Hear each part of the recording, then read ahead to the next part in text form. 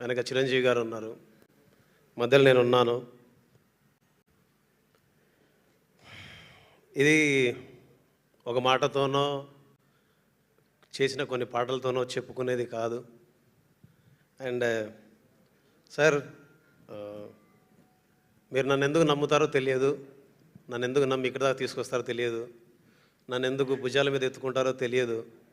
నాకు తెలుసు చాలామంది, చాలా మాటలు, చాలా ఇబ్బందులు, చాలా ప్రశ్నలు, చాలా సమస్యలు, వాటన్నిటిని దాటి వాటన్నిటిని అధిగమించి చివరికి బీమ్స్ ఉంటే బాగుంటుందని మీరు నమ్మకంతో, ప్రేమతో, గౌరవంతో తోడబుట్టిన తమ్ముడి కంటే ఎక్కువగా నడిపిస్తారు.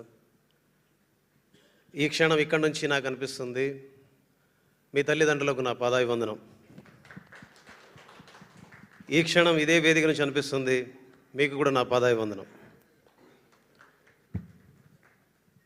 పాటకు పూర్తిస్థాయి స్వేచ్ఛని, పాటకు పూర్తిస్థాయి గౌరవాన్ని, పాట యొక్క రూపం బీమ్స్ అయితే, బీమ్స్ ఎక్కడికి వచ్చి నిలబడి మాట్లాడితే, బీమ్స్ యొక్క తల్లిదండ్రులు గౌరవపడితే, గౌరవ ప్రపంచంలో గౌరవంగా వాళ్ళు పేర్కొనబడితే, దాని వెనకాల, ఈ కష్టం వెనకాల మీరందరూ చూపించిన ప్రేమకి, మీరందరూ నా వెనక నిలబడి నువ్వు ముందుండాలి అని చూపించిన ఇష్టానికి నేను ఎప్పుడు రుణపడి ఉంటాను.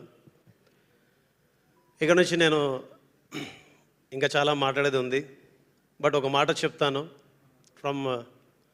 నా మనసు ఈ సినిమా మొదలైన దగ్గర నుంచి ఒకటి అనుకుంటూ ఉంది, ఒక సాధారణ కానిస్టేబుల్ కుమారుడు ఒక మెగాస్టార్ అయితే, ఒక సాధారణ ఆర్టీసీ బస్ డ్రైవర్ కొడుకు ఒక గొప్ప దర్శకుడు అయితే, ఒక సాధారణ రైతు కొడుకు భీమ్ సిసురులియో వాళ్ళ దగ్గర నిలబడి వాళ్ళతో కలిసి పనిచేయగలిగితే, అంటే ఒకరు కర్షకుడు, ఒకరు కార్మికులు, ఒకరు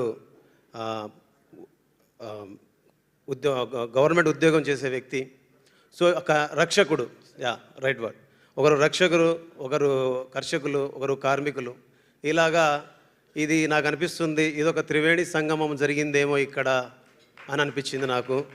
ఎక్కడో మారుమూల పల్లెల్లో పుట్టి పెరిగి ఇక్కడ దాకా రాగలగడం, వాళ్ళు కూడా అక్కడి నుంచే ప్రయాణం మొదలుపడి ఇక్కడ దాకా రాగలగడం, అండ్ ఇంత గొప్ప ప్రయాణాన్ని, ఇంత గొప్ప విజయాన్ని, ఇంత గొప్ప ప్రేమను చూపించినందుకు తెలుగు ప్రేక్షకులందరికీ మనస్ఫూర్తిగా నా నమస్కారం. జై హింద్. సార్, మీ పాటలకి మీ స్పీచ్లకి అసలు పొంతనే ఉండదు సార్. మొత్తం ఇంత అక్కడేమో మొత్తం ఉక్కు స్టెప్ అని మొత్తం రఫ్ ఆడించారు, ఇక్కడేమో ఫిలాసఫీ చెప్తున్నారు. Thank you both sides of Beams గారు, థ్యాంక్ యూ అండి. అండ్ సారీ, థ్యాంక్స్ చెప్పాలి కొందరికి.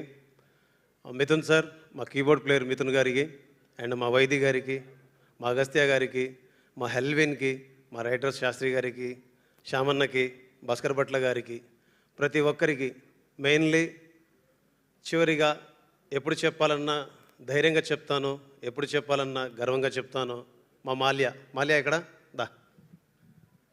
నేను ఈరోజు ఇక్కడ మీ అందరి ముందు నిలబడి ఇంత సంతోషంగా నా కష్టాలను అధిగమించి, ఇబ్బందుల్ని అధిగమించి నేను పాట చేయడానికి కానీ, పని చేయడానికి కానీ, మీ అందరి ముందు ఇంత గొప్పగా పనిచేశానని 4 మాటలు నాకు ప్రశంసలు వస్తున్నాయంటే కనుక, నాకు తల్లి లాంటి వాడు, తండ్రి లాంటి వాడు, తమ్ముడు లాంటి వాడు. నిజం చెప్పాలంటే నువ్వు లేకుండా నేను లేను.